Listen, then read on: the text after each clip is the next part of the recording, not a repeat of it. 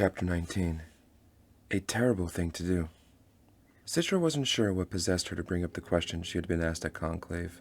Perhaps it was the unexpected closeness she felt to Scythe Curie, after seeing her feed their grieving family, and truly listen to their stories about the man she had gleaned. That night, Scythe Curie came into Citra's room with clean sheets. They made her bed together, and just as they finished, Citra said, "In Conclave, you accused me of lying." "You were," Scythe Curie said. "How did you know?" Scythe Curie didn't offer a smile, but she didn't offer any judgment either.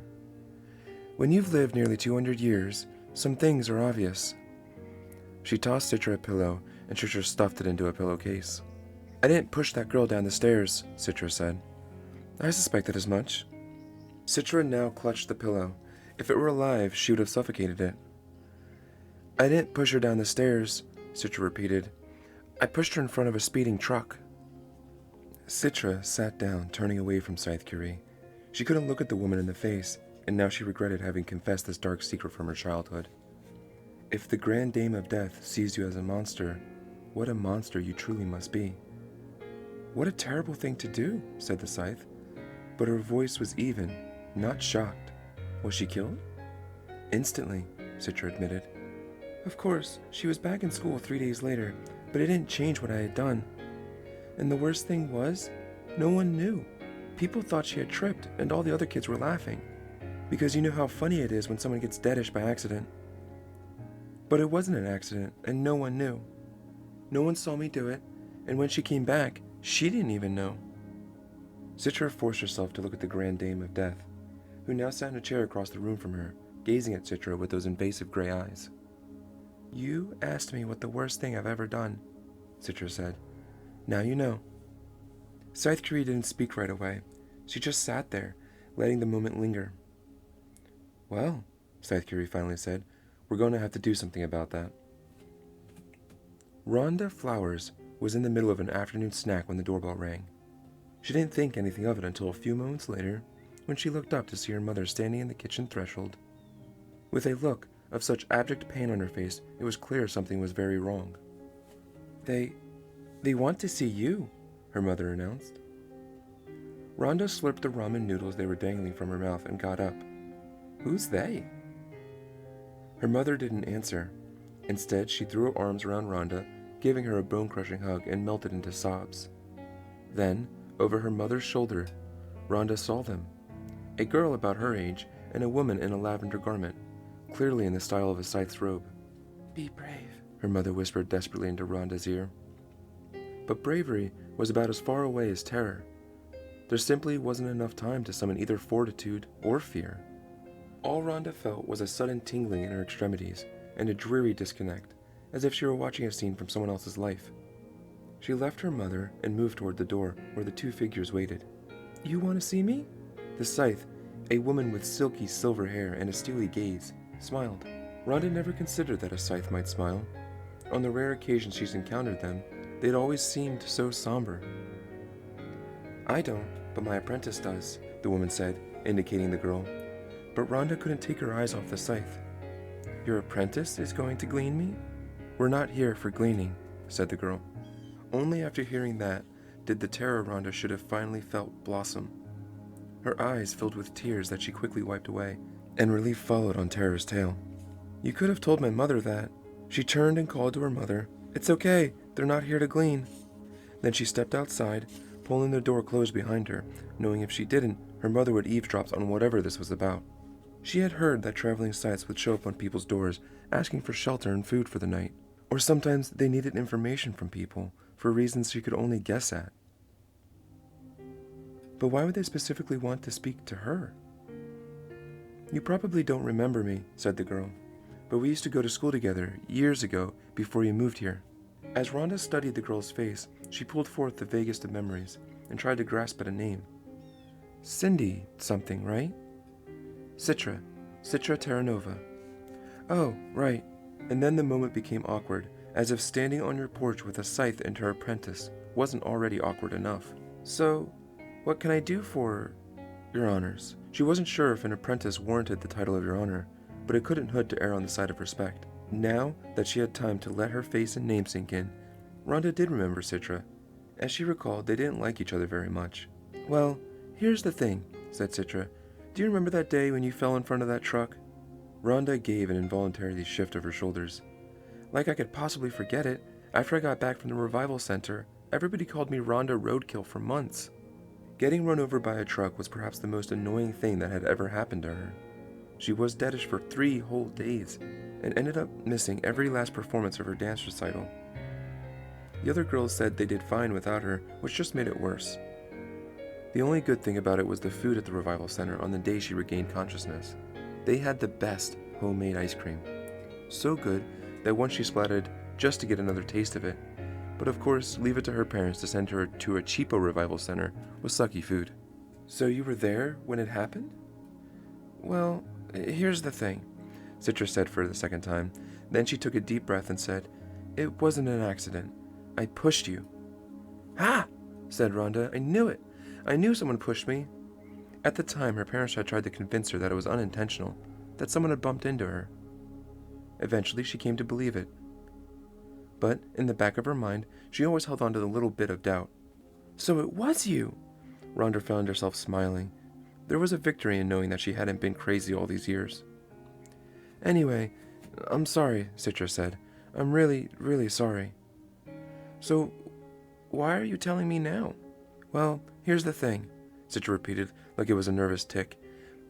"Being a Scythe apprentice means I have to make amends for my past bad choices, and so I want to give you the chance to do the same thing to me." She cleared her throat. "I want you to push me in front of a truck."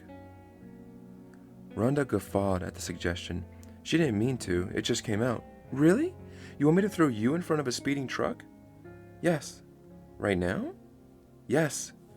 "And your Scythe is okay with that?" The Scythe nodded. "I support Citra entirely." Rhonda considered the proposal. She supposed she could. How many times had there been someone in her life she wanted to dispose of, even just temporarily? Just last year, she had come remarkably close to accidentally electrocuting her lab partner in science because he was such an ass.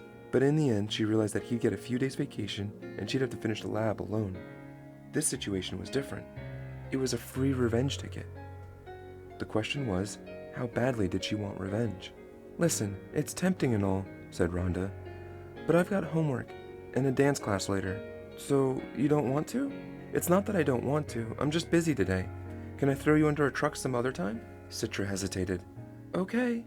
Or better yet, maybe you can just take me out to lunch or something." "Okay. Just next time, please give us some warning so you don't freak out my mother."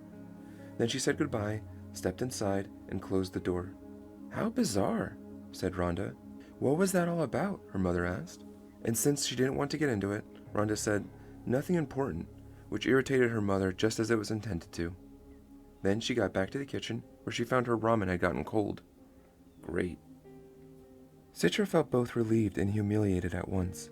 For years she had held on to this secret crime. Her gripe with Rhonda had been petty, as most childhood resentments are. It was the way Rhonda already spoke of her dancing as if she were the most talented ballerina in the world. Citra was in the same dance class, back in that magical childhood time, when little girls nurtured the delusion that they were as graceful as they were cute. Rhonda had led the pack in disabusing Citra of that disillusion through eyeball rolls and exasperated exhales each time Citra took an imperfect step. The push wasn't premeditated.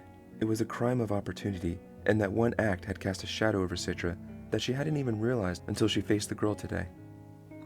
And Rhonda didn't even care. It was water under a very old bridge.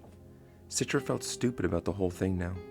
You realize that in the age of mortality, you would have been treated much differently. Scythe Curie didn't look at her as she spoke. She never looked away from the road when she was driving. Citra was still getting used to the odd habit. How strange to actually have to see the path of your journey in order to make it. "If it was the age of mortality, I wouldn't have done it," Citra told her with confidence, "because I knew she wouldn't be back. Pushing her then would have been more like gleaning. They had a word for it. Murder." Citra chuckled at the archaic word. "That's funny, like a bunch of crows." I'm sure it wasn't funny at the time. She did a quick maneuver to avoid a squirrel on a winding road. Then Scythe Curie took a rare moment to glance over at Citra, when the road ahead straightened. "So now, the penance you've given yourself is to be a scythe, forever doomed to take lives as punishment for that one childhood act." "I didn't give it to myself. Didn't you?" Citra opened her mouth to answer, but then stopped. Because what if Scythe Curie was right? What if, deep down, Citra had accepted the apprenticeship with Scythe Faraday to punish herself for the crime only she cared about? If so, it was an unusually harsh judgment. Had she been caught, or had she confessed, her punishment would have been a short suspension from school, at most, plus a fine for her parents and a stern reprimand. It would even have an upside. Her schoolmates would have been afraid to cross her. The difference between you and most other people, Citra, is that another person would not have cared once that girl was revived. They would have simply forgotten about it. Scythe Faraday saw something in you when he chose you, perhaps the weight of your conscience. And then she added, "It was that same weight that let me know you were lying in conclave." "I'm actually surprised the Thunderhead didn't see me push her," Citra said offhandedly. Then the Scythe said something that began a chain reaction in Citra's mind that changed everything. "I'm sure it did," she said. "The Thunderhead sees just about everything, what with cameras everywhere, but it also decides what infractions are worth the effort to address, and which ones are not. The Thunderhead sees just about everything. It had a record of practically every human interaction since the moment it became aware. But unlike in mortal days, that knowledge was never abused. Before the Thunderhead achieved consciousness, when it was merely known as the Cloud, criminals and even public agencies would find ways into the private doings against the law and exploit that information. Every schoolchild knew of the information abuses that nearly brought down civilization before the Thunderhead condensed into power. Since that time, there had not been a single breach of personal information. People waited for it. People prophesied doom at the hands of the soulless machine. But apparently, that machine had a purer soul than any human. It watched the world from millions of eyes, listened from millions of ears. It either acted or chose not to act on the countless things it perceived, which meant that somewhere in its memory lurked a record of Scythe Faraday's movements on the day his life ended. Citra knew it was probably a pointless endeavor to track those movements, but what if Faraday's demise was not an act of self-gleaning at all? What if he was pushed, just as Citra had pushed Rhonda all those years ago? But this wouldn't have been a childish crime of the moment. It would have been cruelly premeditated. What if Faraday's death was, to use the word Scythe Curie had taught her, murder? Journal entry. As a young man, I marveled at the stupidity and hypocrisy of the mortal age. In those days, the purposeful act of ending human life was considered the most heinous of crimes. How ridiculous! I know how hard it is to imagine that what is now humanity's highest calling was once considered a crime. How small-minded and hypocritical mortal man was. For even as they despised the enders of life, they loved nature, which, in those days, took every human life ever conceived. Nature deemed that to be born was an automatic sentence to death, and then brought about that death with vicious consistency. We changed that. We are now a force greater than nature. For this reason, scythes must be loved as a glorious mountain vista, as revered as a redwood forest, and as respected as an approaching storm. From the Gleaning Journal of H.S. Goddard.